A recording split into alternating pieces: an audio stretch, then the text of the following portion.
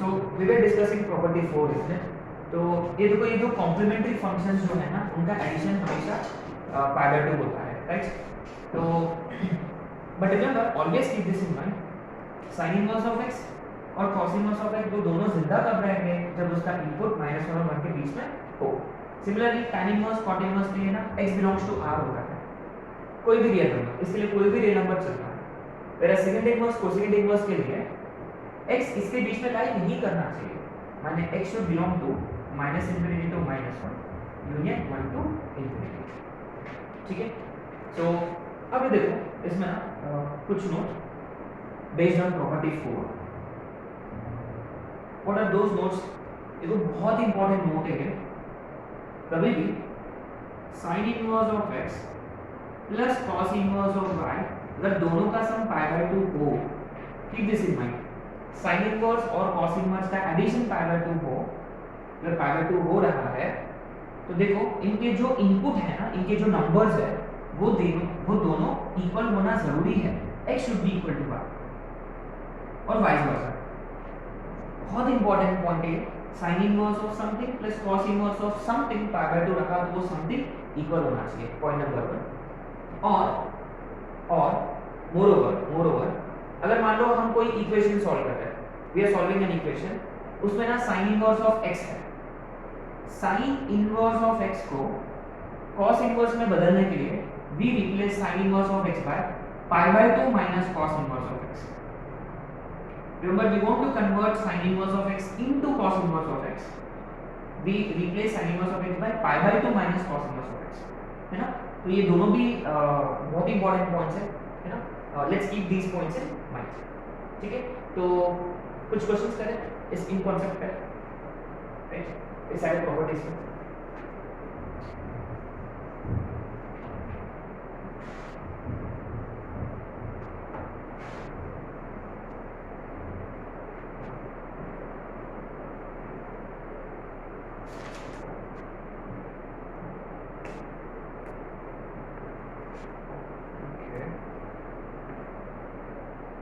Let's try these questions. Question number 1.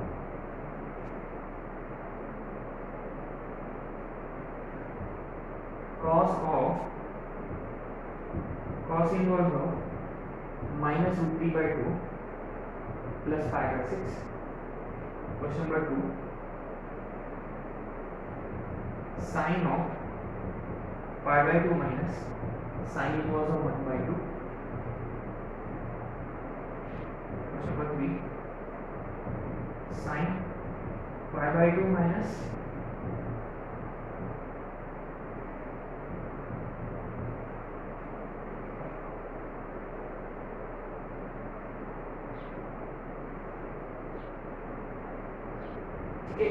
I think you should be able to try these questions as homework. अच्छा, कैसे करेंगे basically? ये देखो ध्यान से, cos inverse of minus root 3 by 2, तो यहाँ प्रॉपर्टी 2 लगेगा, है ना? आपको पहले इसका प्रिंसिपल वैल्यू निकालना होगा, इससे कुछ एंगल मिलेगा, ये भी एंगल, दोनों को ऐड करके cos अपना जो बेसिक ट्रिग्नोमेट्रिक फंक्शन वाला फंडा है वो अप्लाई करना है आपको। ठीक है? ठीक है, मैं एक करके दूंगा, जैसे कि I am gonna try question number से 3, क्वेश्चन नंबर 3 करूँगा। ठीक है?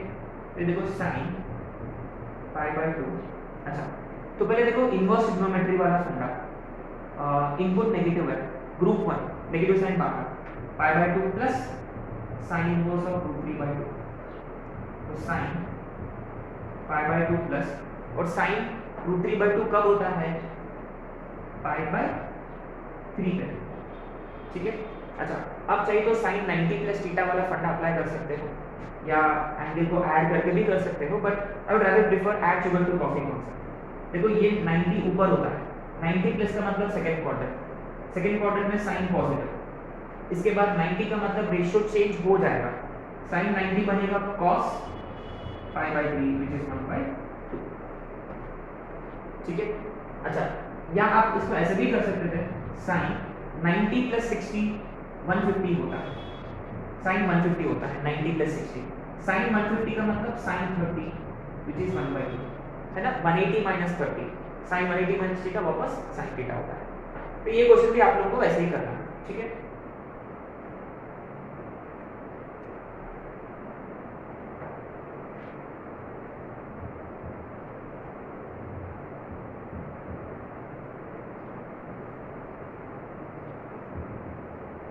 If modulus of if cos inverse of minus sin 5 pi by 6 is a pi upon b, then a and b. We need to find a and b. ठीक है, very simple question है ये। चाहिए तो आप पहले अंदर को सिंप्लीफाई कर सकते हो।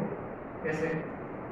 cos inverse of minus sin 5 pi by 6, sin 5 pi by 6, pi minus pi by 6 होता है, ठीक है, minus sin 180 minus theta is sin theta,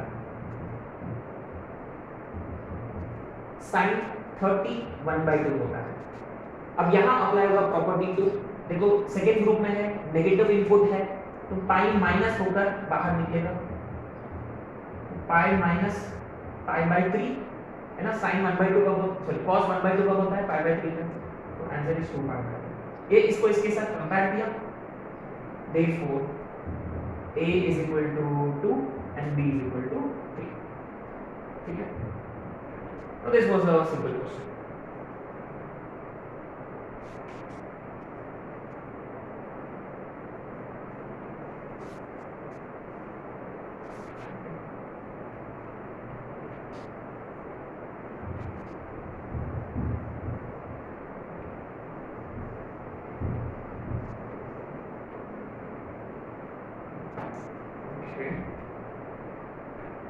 Let's look at these questions. Now these are going to be very important.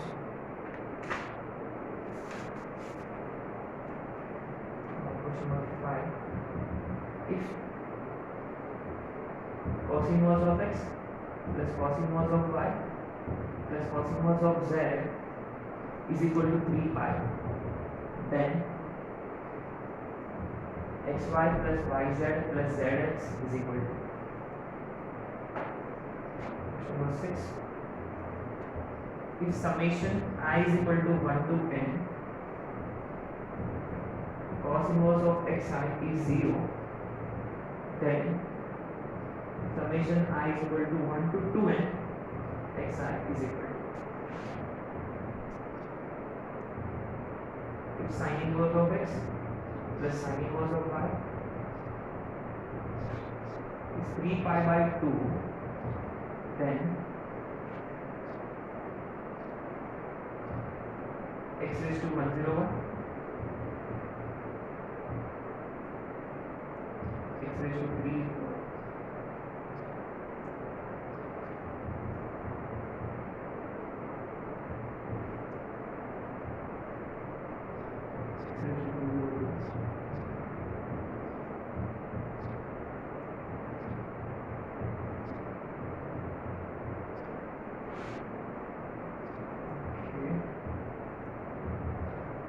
summation I is equal to 1 to 2n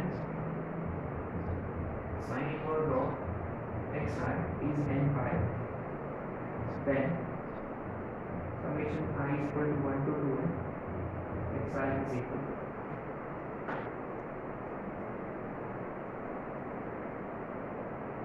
ठीक है, ये कोई बहुत ही अच्छे क्वेश्चंस हैं। These are based on boundedness of inverse trigonometric functions, है ना, boundedness of inverse trigonometric functions।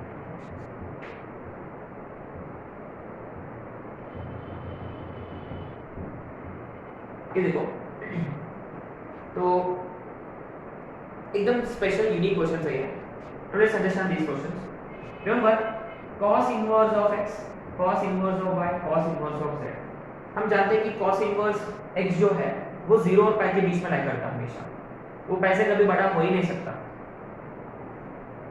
तो इसका मैक्सिमम वैल्यू पाई है, इसका भी मैक्सिमम वैल्यू पाई है, और इसका भी मैक्सिमम वैल्यू पाई है।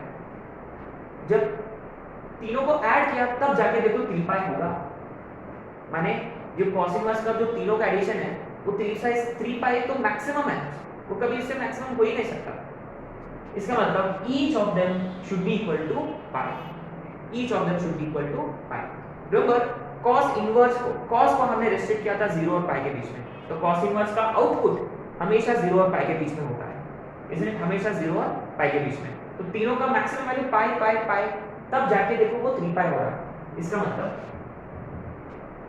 cos inverse of x has to be pi, that implies x is cos pi, cos 180 minus होता है।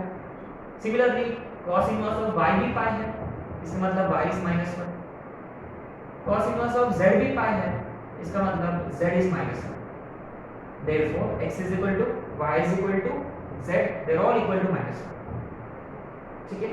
अच्छा, तो पूछा गया है xy plus yz plus zx, तो -1 into -1 1, सब्स्टिट्यूट किया हमने 1 plus 1 plus 1 which is 3। That's it, बहुत ही सिंपल क्वेश्चन था। बट थिंग इसकी ना ये सब चीजें आपको याद रखना होगा, है ना, कि मैक्सिमम वैल्यू पाई होता है। जैसे कि आरएस में देखो 3 पाई, ऐसे बड़े बड़े एंगल दिखते हैं, तो आपको ये आइडिया स्ट्राइक होना चाहिए, है ना। अब आते हैं क्वेश्चन नंबर 6 पे। जस्ट अभी डिस्कस किया हमने कि cos इनवर्स ऑफ x जो है वो हमेशा किसके बीच में लाई करता है, 0 और पाई के बीच में, है ना। इसको रिमेंबर हमने कहाँ रेस्ट्रिक्ट किया था, फर्स्ट एंड सेकंड, 0 टू पाई। माने if you look at LHS, अगर हमने LHS को एक्सपैंड किया, देखो क्लियरली, तो पहला समेशन है, तो सारे एडिशन में होंगे। cos inverse of x1 plus cos inverse of x2 plus cos inverse of x3 plus and so on plus cos inverse of x4, ये सारे देखो एडिशन में है, और इन सबका एडिशन 0 हो रहा। लेकिन हम तो जानते हैं कि each of them is always greater than और इक्वल टू 0, यानी हर एक इनवर्स cos इनवर्स का जो टर्म है वो हमेशा ग्रेटर देन और इक्वल टू 0 है। ये भी ग्रेटर देन इक्वल टू 0 है, ये भी ग्रेटर देन इक्वल टू 0 है, और ये भी ग्रेटर देन इक्वल टू 0 है, इसलिए तो फिर सम का सम 0 कब होगा, जब each is equal to 0। Therefore हर एक cos इनवर्स ऑफ xi 0 होता है, माने xi is equal to cos 0, cos 0 का मतलब सिंपली 1, तो हर एक xi 1 है, हर एक xi 1 है। ठीक है, तो क्या पूछा गया है आपने, अब देखो कि summation i is equal to 1 to 2n xi, माने basically this is x1 plus x2 plus x3 plus and so on x2n, क्योंकि यहाँ देखो 2n टर्म्स है, 1 से लेकर 2n तक, तो 2n टर्म्स है। तो लेकिन हर एक xi तो 1 है, तो x1 1, x2 1, x3 भी 1 एंड सो ऑन। कितने 1 हो गए यहाँ, 2n टाइम्स, तो आंसर कितना होगा 2n, है ना। रिमेंबर 1 अगर 5 बार रिपीट होता तो 5, 10 बार रिपीट हो रहा 10, 2n टाइम्स रिपीट हो रहा 2n। ठीक है, so classic question, you know, based on boundedness of inverse trigonometry functions, right? तो maximum value pi, minimum value 0, ये वाला boundedness यूज किया हमने। अब नेक्स्ट दो क्वेश्चन जो है वो boundedness यूज करेंगे यहाँ साइन के लिए। अच्छा, remember sign inverse of x जो है वो हमेशा किसके बीच में लाई करता है, -π/2 टू π/2 के बीच में, है ना। अच्छा, अब आते क्वेश्चन नंबर 7। देखो इसका तीनों, इसका हर एक इसका मैक्सिमम वैल्यू कितना हो सकता है, π/2, तो π/2 प्लस π/2 प्लस π/2 कितना हो रहा है, 3π/2 हो रहा है। इसका मतलब each has to be equal to π/2, so therefore sin inverse of x is equal to sin inverse of y is equal to sin inverse of x, they are all equal to π/2, यानी indirectly x y z are all equal and sin π/2 which is equal to 1। ठीक है, अच्छा क्या पूछा गया है आपने से, देखो ये कोई समेशन है। अच्छा गाइस रिमेंबर समेशन x का मतलब होता है कि x plus y plus z, ठीक है, we are looking at 3 numbers here, x y z 3 है, तो इसलिए समेशन x का मतलब x plus y plus z। तो यहाँ भी देखो क्वेश्चन में ये पूरा एक्सप्रेशन का समेशन है, ये पूरा एक्सप्रेशन का समेशन है, इसका मतलब, और यहाँ देखो xy है, पहले xy है इसमें, तो बाद में आएगा yz, फिर बाद में आएगा zx, तो it is xy yz and zx। ठीक है, it is xy yz and zx। सो अच्छा, सिंस x y z के वैल्यूज इक्वल है, तो पहला टर्म का जो आंसर आएगा, दूसरा टर्म का भी y आंसर आएगा, तीसरा टर्म का भी y आंसर आएगा। तो हम बस इसका वैल्यू निकालेंगे, x raised to 1 0, डायरेक्ट कर लेते हैं। देखो x की वैल्यू 1 है तो ये 1 प्लस 1 2, दूसरा भी 2, ये भी 2 और ये भी 2, तो कितना आ रहा है? ये देखो ये सिर्फ पहला टर्म का है ना, समेशन समेशन 1 कितने बार रिपीट करेंगे? 3 बार। 3 बार क्यों? क्योंकि पहला इसमें xy, दूसरा इसमें yz, तीसरा इसमें zx। आंसर इज ठीक है। अब आते हैं क्वेश्चन नंबर 8 पे।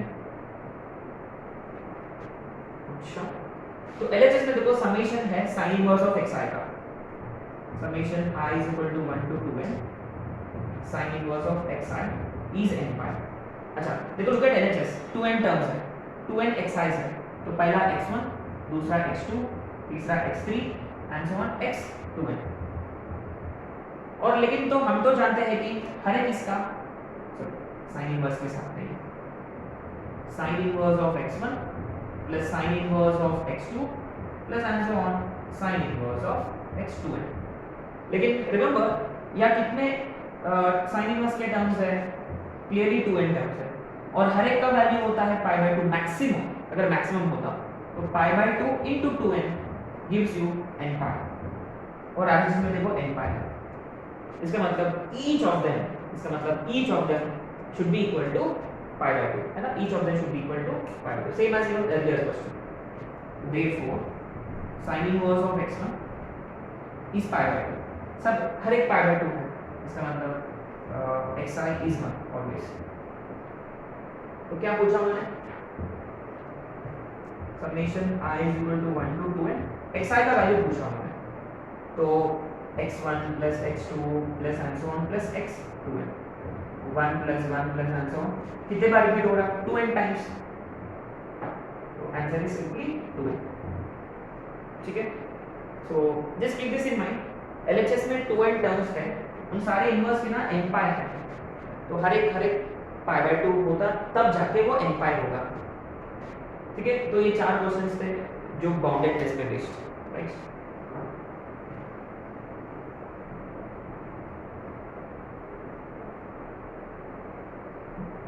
ठीक है, सो